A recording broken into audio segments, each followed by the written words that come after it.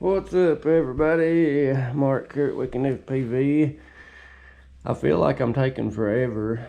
Cause I told y'all I didn't give you a running video of this, but I'm gonna tell you, I made this video to show what's going on here. I actually have to give credit to the old lady for this one because I started having trouble with this lipo because it's really old. And it's so tight of a fit in here. What was happening is where it was trying to swell, it was actually trying to push the pieces apart. It's only got one screw. It pulls that whole tray down in there, and it just wasn't enough support. And the battery started separating the sides of the case here. So this battery, I've had it for years. It's one of my old FPV. It's actually a 4-cell that I had cut down and made a 3-cell. And to make it fit in there, it was old to begin with. And while I was fooling with this, the idea just hadn't even hit me yet. And while I was fooling with this, she said, it's a shame you can't put them vape batteries in there. And I was like, man, how stupid. I should have done thought of that. And I was just so caught up in the build, I wasn't thinking, you know. I love running them and other stuff. But what I'm going to do, I've got them coming. I'm going to run, I'm going to build a 18650 pack high discharge. And it was actually pretty high, by the way, but I like them better. I think they got a lot longer lifespan. All I have to do, what I'm going to do right here, is this toolbox that mounts on the back of the bumper comes off. I'm just going to cut the center of this out and mount a plug. So you'll literally just plug it up like a cell phone, let it charge, and then put this right back on. Is how I'm going to have it set up. That's so that cause any little problem that you have with the battery, see, it comes out of the battery into a 5-volt regulator, and then it comes out into like a bank of resistors that goes to these LEDs, so I can get it cut down to around 2 volts back there. I think they're right at 2.02 right now, but I have to run all that mess and gob in there because I'm running such high voltage on the battery. So them LEDs is really, you know, everything else obviously can take it. Everything else is just hooked up straight. Even this little bitty micro servo down in there, that's an all metal geared micro servo from out of Japan, and you see how I have it hooked up. No servo saver, nothing like that, just direct linkage. And I don't know how to explain how it, I love the feel of those, with those little bitty servos there, digital run through the spectrum, and then I'm connected what they call, I think it's 11 milliseconds, yeah. You can choose 11 or 22 milliseconds. I can't hardly talk, guys. I'm trying to spit it out here. Either you can connect at 11 or 22 milliseconds, and with this system through the spectrum at 11 milliseconds, it's just crazy how good it feels. It just feels like a real steering wheel in a car. I don't know how to explain it, but it feels better than my Traxxas, or I mean not my Traxxas, my Axial TX3 and everything. But it's coming along. I'm actually pretty done with it. I've still got some detail pieces to put on, and I don't want to, you know, permanently put them on until I'm done, but I'll show them here. Let you try to get an image of what it's going to look like when it's done. This I made, and this is going to be going right here. You know, the old school radiators that got the little window that overflows. And how I made this thing was a hat pin. Dug through the drawer and I found an old hat pin, but it had some more stuff coming off the bottom of it, and I just took my Dremel and cut the top off where I could just utilize the wings, and then I cut a V notch on the bottom of it, and then opposite V in this, and then when you just put a little bit of super glue and them two V's sit down in one another, it just looks so cool. It looks like it's all ramped up around it, and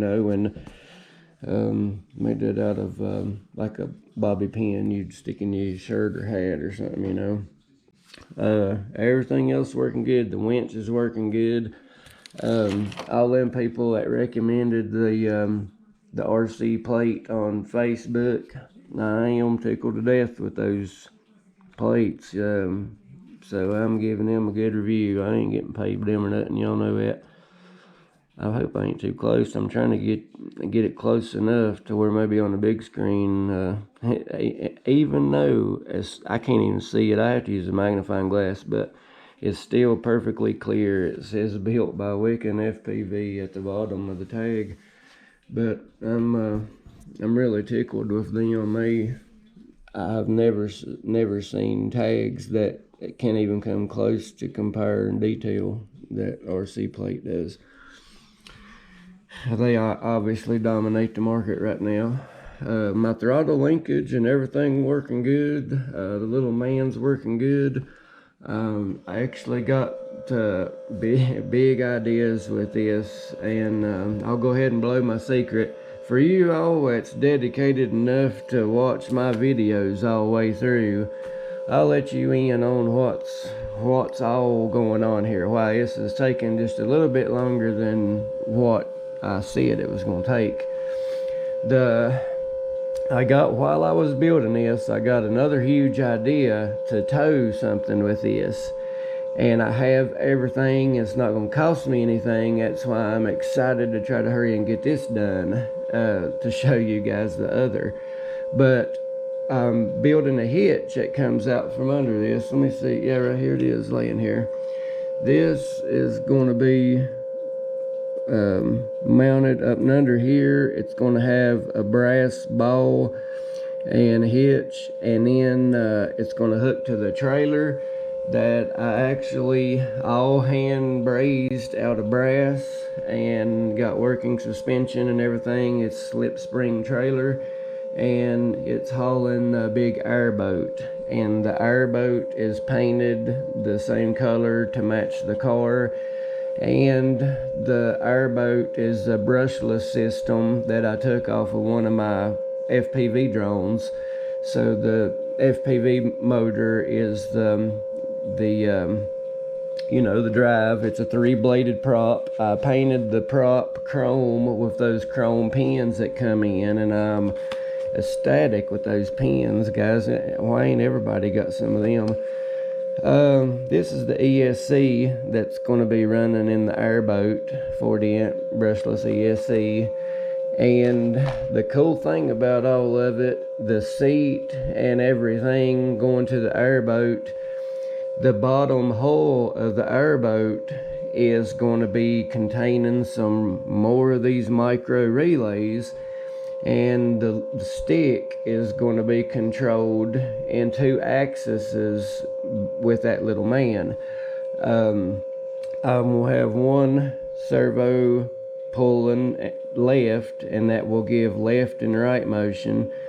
We'll have another one 45 degrees away pulling this way, so it'll be a forwards and backwards motion. The little man will stay sitting in the seat, and he'll be able to go through all those motions, trying to simulate a true 360 motion. I don't know if I get that or not, but I think it'll be plenty enough detail and look cool as crap. His other hand is going to be controlling a throttle, just like the side throttle on them. And the way I've done him, I didn't want to have a permanent man in the airboat and a permanent man driving going down the road. That just looks stupid. The one dude should be the one doing all of it in the video. So what I've done, I've put magnets in the bottom of his gas foot, and then the steel arm that's mounted on the end of the servo in here that you guys seen me mount right there. It just sticks to it easily and stays with it, and it looks like it's attached the way he gives it gas and stuff. His other hand has got a magnet in it, and the bottom of the sternal wheel contains, because that's aluminum, I glued a piece of steel on it. See how I done these, like my magnetic top? If you look really close, like there's one, right there, and right there. Those are just metal tabs that I've glued. See them magnets under there, and boy, it just sucks right down to it. And that's the way I did the little man. So whenever he gets to the lake or whatever you're RCing and pulling all this, it's sort of a high-rise trailer too, you know. This is off-road redneck four-wheeling stuff, you know. To hell with that stuff, it bottoms out in grass. So when you get there, all you got to do is just grab and pull him, and the magnets come right apart, and you just stick him on the oh crap, I done went blank. See, I told you I can't talk. Airboat, and when you turn power to ESCs on, everything he'll automatically control it. It's so sweet, such a neat system. He just took some time with a Dremel, drilling the bottom of his little wooden foot out and mounting them real strong neodymium magnets in there and everything. It took more time than what I expected on all this. You know, when you're having to design everything and the suspension, you know, like I have. I don't know if I've even showed you all the front suspension there. It's a real bouncy ride. It looks good, looks realistic, and when everything's together, it's just rides perfect. It's got pretty good flex in the back, and I had to undo my rear four-link. This is what's so complicated. Any problems you have with the inside, you got to undo the four-link, pull it back, remove the drive line. That gives you enough slack then to remove the drive line, take it out. Then that gives you access to a screw that's dead in the center of everything, and I could not move it, you know. I was just screwed. So it's just so hard to disassemble all this with such any little bitty problem or trying to charge it or anything. So that's why I'm going to go with that's why I don't want to put it all back together yet till my batteries get here. I'm just going to line this back with the high discharge 18650s, and I believe I'll even be able to get another one here and here. Got quite a bit of room for the 18650s. It's more room than meets the eye. That's why I love this. And it goes straight down right there. See what kind of room I got in the back of there? But when it's all together, that is so well hidden, it don't look like you have anywhere to put all your stuff, you know. But that's it. That's updates for now.